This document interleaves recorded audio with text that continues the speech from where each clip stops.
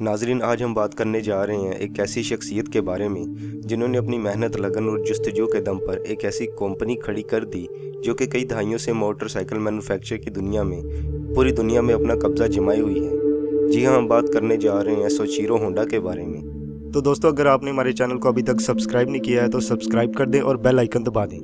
दोस्तों, आज 2021 में भी मोटरसाइकिल मैन्युफैक्चर की दुनिया में होंडा पूरी दुनिया में पहले नंबर पर है, जो कि वाकई एक बहुत बड़ी बात है।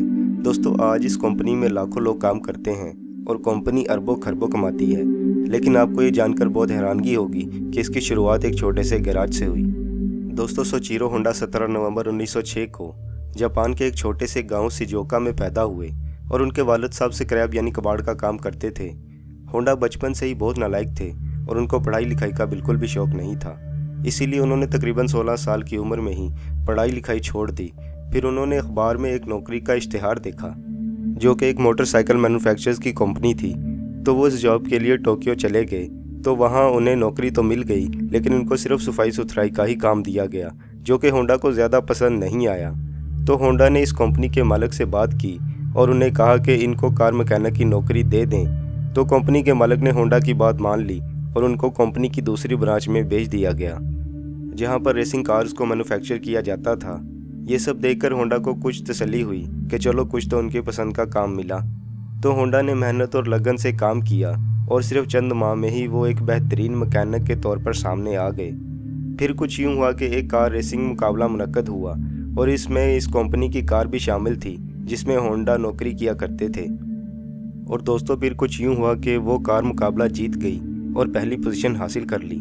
इस जीत से होंडा को बहुत ज़्यादा पजीराई मिली और फिर इस कंपनी की और नई ब्रांचेस भी खोली और उनमें से एक ब्रांच की जिम्मेदारी होंडा को भी दे दी गई। फिर 1928 में होंडा ने वो कंपनी छोड़ दी और घर वापस आ गए, जहां उन्होंने खुद का कारोबार शुरू कर लिया और अपने गैराज में काम करना शुरू कर दिया कार मैकेनिक के तौर पर। और कुछ देर काम करने के बाद उन्होंने प्राइवेट कंपनियों के लिए रिंग पिस्टन तैयार करना शुरू कर दिए और होंडा को बड़ी बड़ी कंपनीज़ के आर्डर भी मिलने लगे और उनके बनाए हुए रिंग पिस्टन बहुत ज़्यादा फ़रोख्त होने लगे। फिर अचानक होंडा का एक्सीडेंट हो गया और वो बुरी तरह से ज़ख्मी हो गए। और फिर नाज़रीन, कुछ यूँ हुआ कि दूसरी जंग अज़ीम शुरू हो गई और अमरीकी बमबारी के नतीजे में जो तबाही मुल्क में हुई थी, इसकी जद में इनकी अपनी फैक्ट्री भी आ गई और उनकी फैक्ट्री बुरी तरह से तबाह हो गई। अब होंडा के पास सिर्फ कुछ ही पैसे बचे थे और उन्होंने Honda institute of research lab के नाम से एक अदारा बनाया और वहाँ काम करना शुरू कर दिया। दोस्तों, जंग में शिकस्त खाने के बाद जापानी हौसला हार चुके थे और उनकी इकानमी भी पूरी तरह से तबाह हो चुकी थी। यहाँ तक कि लोग पैदल या साइकिल पर सवार होना शुरू हो गए और इन मसाइल को देखते हुए होंडा के जहन में एक आइडिया आया। फिर उन्होंने एक छोटा सा इंजन तैयार किया और उसको साइकिल के ऊपर फिट कर दिया। होंडा का ये कॉन्सेप्ट लोगों को बहुत ज़्यादा पसंद आया और लोगों ने उनकी तैयार करदा बाइक को ख़रीदना शुरू कर दिया। बस फिर होंडा कामयाबी के रास्ते पर गामजन हो गए और होंडा इस बाइक का नाम चू चिवू रखा और इस बाइक की कीमत 1500 रुपये थी। जाहिर है ये उस दौर में बहुत ज़्यादा होती होगी। 1949 में होंडा ने इस कंपनी का नाम बदल कर होंडा मोटर कंपनी रख दिया और फिर इसी साल होंडा कंपनी ने 2 स्ट्रोक इंजन वाली बाइक भी निकाली।